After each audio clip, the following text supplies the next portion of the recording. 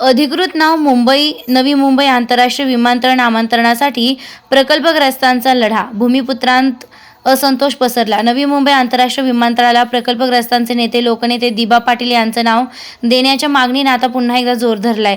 माहिती अधिकार अंतर्गत केंद्र सरकारकडून मिळालेल्या एका उत्तरामुळे नवीन आली असून नवी मुंबईतील भूमिपुत्रांमध्ये कमालीचा असंतोष पसरलाय. नवी मुंबई आंतरराष्ट्रीय विमानतळ असे अधिकृत नाव सरकारच्या अधिकृत कागदपत्रांवरून सिद्ध झालंय. त्यामुळे प्रकल्पग्रस्तांचा लढा नामकरणासाठी नव्हे तर नामांतरणासाठी आहे, अशी माहिती अधिकार कार्यकर्ते तेजस पाटील यांनी राज्यातील विमानतळांच्या नामकरणाबाबत नागरी विमान वाहतूक मंत्रालयाकडे विचारणा केली होती.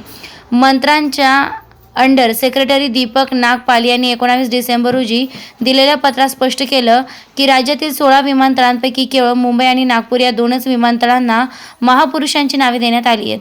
25 डिसेंबर निषेध दिवस.